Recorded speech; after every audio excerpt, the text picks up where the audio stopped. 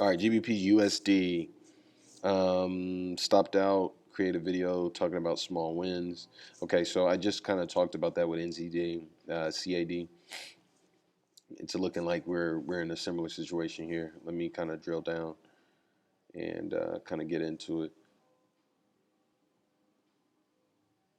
Okay, so this is what we meant. This entry right here, the risk reward ratio.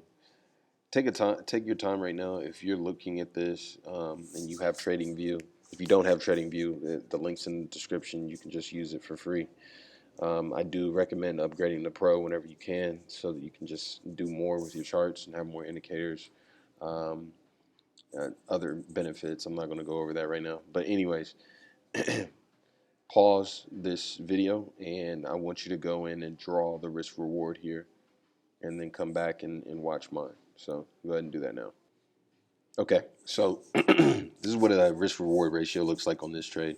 If you're seeing the same thing I'm seeing here, there's an entry further back even. So if I move this back, that vertical green line wants to kind of signify the first time of me catching the actual trade. So I'm gonna do back here is gonna be fine. Okay, and so when I do that, I also want to draw to a previous high or a current high. I didn't want this trade. I probably wouldn't trade this trade if I saw it because we're at 1%. But if I use yesterday's high, I can get to looks like 2.2%, and that's more manageable. And it looks like, oh yeah, this could have been a good trade. It could have been in and out. And this is what it's all about: making a small win, taking a small win. Um, but the flip side to that is if I go to the daily chart, we're going to see, okay, this whole situation is primed to move upwards.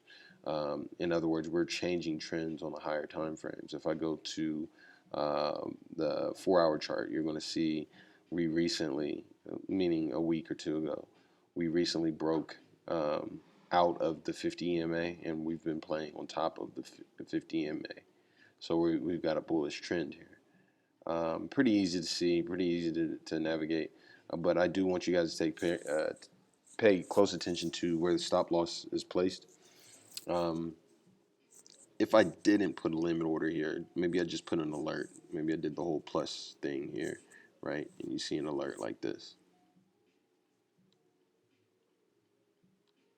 Okay, it doesn't look like they want to have an alert for some reason.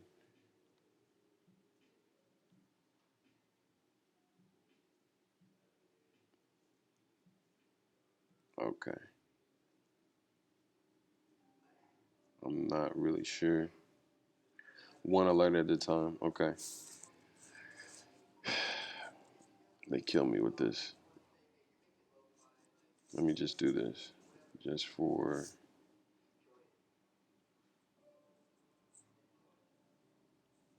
illustrative purposes. Okay, so that would look like this, man.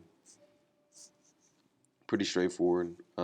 I would have saw this, and then maybe if I was paying attention and not really looking to hit a home run with this one, maybe I would have saw this sideways movement and said, okay, we're out, and got out and made what is that, 2.4% off of this trade. If not, if I would be the trade like I usually try to, especially on the pyramid reversal setup, I would probably not have taken out this trade. So I probably would have just been on it. And that means that it would have came crashing down and eventually either got me here red and I would have got out, or I would have got stopped out right around here for 1%. So this is the benefit of taking those small trades, um, and also having multiple positions, so that when you do need to get out of a small trade, so to speak, you have a core position in place. That's huge. So there's another part to this where you want to be able to make sure you pick um, which trade you're getting out of or whatnot, because you'll accumulate a position, and then you'll have to try to pick which trade you're actually getting out of, so that you can um, have a beneficial stop loss placement. I'll talk about that later once we get there, but right now we're going to focus here. Okay, so GBP USD, that's how that one looks, and I'm glad I had that note to kind of talk about that. See what's going on with the rest of the GBP pairs. Excuse me. So it looks like yesterday was a close, almost an entry, but not quite. So we got really close right in here, but we never touched the pivot line. That's usually a good sign to me. Um, that I might be able to have that type of movement coming soon. But clearly, it wasn't time for that. It didn't work out. So I'll look for a similar setup, but actually pulling down and touching where I need to touch in order to get in on a pivot entry, because that's the only entry that I use, the only one that I really trust. I do live entries. Excuse me. I do live entries as well, but that's it's usually not me trading. It's not the most responsible way for me to do what I do. So let's see. 4 hour looks like we broke the 200 EMA a couple days back. On the daily, we're also fighting right at that 50 EMA level, and looks like we finally might have broken free. We'll see if we come back to test it. I'm not 100% sure. It looks like the third week in a row that we've been up on this pair, and yeah, I mean, you can take this long. For me, this is not the healthiest trade in the world. So maybe you're yeah, this is a tough one, man. I think an honest look puts you right around here. Trying to take this a couple days ago. Um, yeah,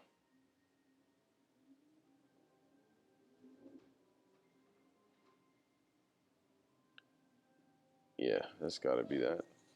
Anyways, slightly bullish. Ride the wave up. I'm not too thrilled about getting in and having the sideways action going on. But we look at MACD, and MACD does not look the strongest right now. It doesn't look bullish, but it definitely doesn't look bullish. It doesn't look like it's going to springboard any higher anytime soon. GBP CHF. Let's see. Looks like there was an entry yesterday, and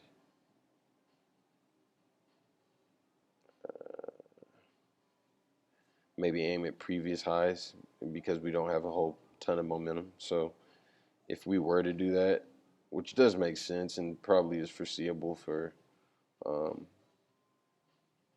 for the way that I trade at least. So something like that, and there's gonna be something like that. So we look like 1.5, 1.25%, and that's fine. It's not a big win, not at all, but it's a play.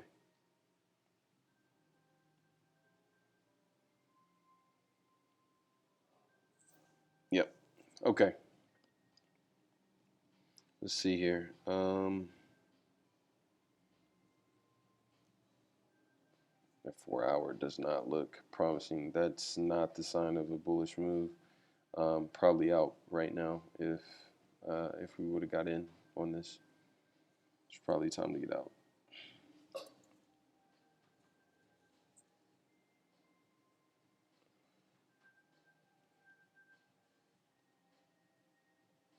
Okay. Let me run through these Euro pairs real quick.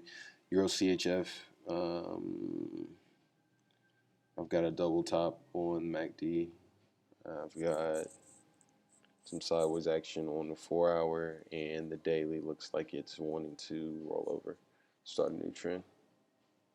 Not 100% sure on that one. Probably not going to play it.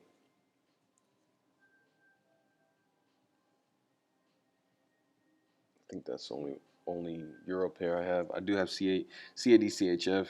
I want to show that one, and that one is kind of behaving as expected. We're bouncing off of that 200 EMA right there. We're rolling. It looks like we're testing 4 hour 50. right now. So we'll see what happens. I know that it's been weak, so MACD kind of shows you that story that this hasn't been like the most healthy climb ever. So yeah, I've already vocalized that we would have been out at this 618 level, but now we're probably looking and watching and waiting for an opportunity to take this short. So I'll go ahead and draw that on here. Okay.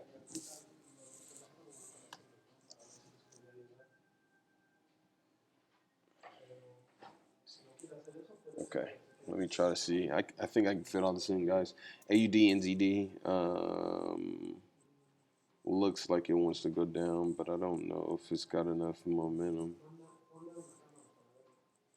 Perhaps. Perhaps. I just kind of watch that one, stay on the sidelines, try to see what happens there. 4 hour chart looks like we want to bounce off of that level. Bullish. It's coming back down to test the top side of the 50 EMA from the daily chart. So yeah, that could be pretty interesting.